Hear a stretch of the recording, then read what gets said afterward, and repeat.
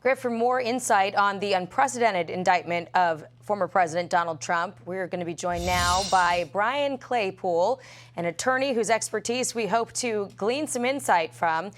Brian, there's been so much discussion about this as an overreach and probably something that will end up being too flimsy of a case to try. Is that premature for people to be making statements that are that absolute? Or is it likely that we might learn something more when the indictment is unsealed? Yeah, hey, Jackie, great to be with you. I mean, this does appear to be a political witch hunt. Why? Because if that were you or me that was alleged to have committed a misdemeanor on a business entry, on an accounting sheet, rest assured that we would not be prosecuted. And look, Alvin Bragg has a history of being radical. He campaigned on the premise that, we're going to go easy on criminals, just like our DA out here in Los Angeles. So on the surface, it does look like he's targeting Trump. Now let's look at the potential merits of the case. I know exactly the penal code that Bragg is going to be relying on. It's New York Penal Code 175 and 175.1. What is that? It's basically two versions of bookkeeper fraud, Jackie. 175 is a misdemeanor. That's what you just reported. He'd have to prove that Trump ordered somebody to put a false entry on a book sheet with an intent to defraud. That's hard to prove because you're going to need evidence that Trump actually instructed somebody to make that entry. He's not dumb enough to put that in writing. And then secondly, he's going to have to prove intent to defraud. Really, really difficult to prove in a criminal arena. Let's move to the second one that's a felony. So this is the felony that he's trying to upgrade it to. It's 175.10. He would have to prove two crimes in one. That's what you just reported, what Barr's talking about. He'd have to prove that Trump ordered somebody with an intent to defraud to put a fraudulent statement, this $130,000 payment to Stormy Daniels, and he did it with an intent to commit a second crime, which is the elections campaign fraud violation. That is going to be virtually impossible to prove because Bragg doesn't even have jurisdiction to go after the campaign election charge because that's a federal crime and this is a state court. So it's virtually impossible for him to prove that felony. So if this is such a tough case for him to make, why is he bringing it? Well, I think there's no question about it that he wants to humiliate President Trump.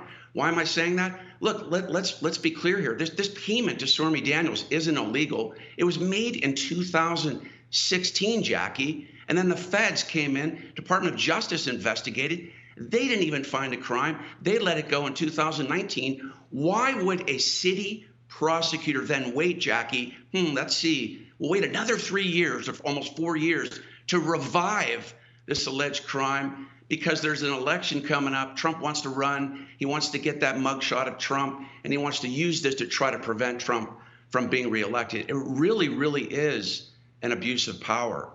Well, it's not just Alvin Bragg, though, who decided to bring this case. I mean, he was indicted by a grand jury. So do you think that the case was strong enough that everyone in that grand jury was making their own judgment and arrived at that conclusion on their own, or do you think they just had a biased jury pool?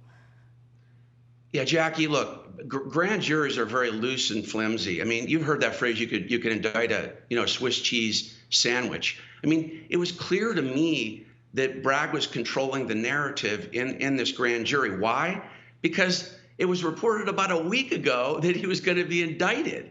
That's not how a grand jury works, Jackie. It's supposed to be cloaked in secrecy. It's supposed to be just devil's advocate, other side of the equation here, because we don't know.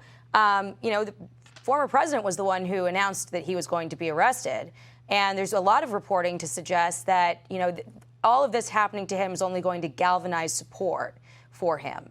It sort of makes the narrative that he's been saying all along about government overreach. So we don't know where the leak came from, but both sides kind of have the incentive to get it out there. Well, I think President Trump was responding, Jackie, to reports that he was going to be indicted. But back to your other point, look, in a grand jury, I hope that Alvin Bragg explained to that grand jury that that there would need to be proof of intent to defraud. He orders somebody to make the entry, and he's trying to commit a campaign election violation. That's really, really hard to prove, Jackie. And then you've got a statute of limitations issue. Yeah. It's 2 years on the misdemeanor, 3 years on the felony.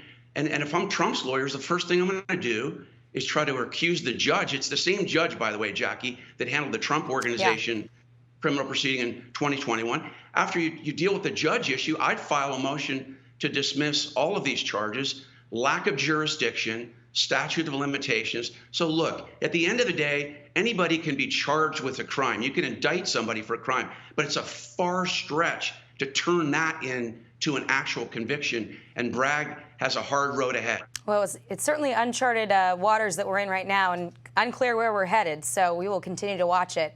Brian Claypool, thanks so much for your time. Appreciate it. I'm Steve Ducey. I'm Brian Kilmeade. And I'm Ainsley Earhart. And click here to subscribe to the Fox News YouTube page to catch our hottest interviews and most compelling analysis.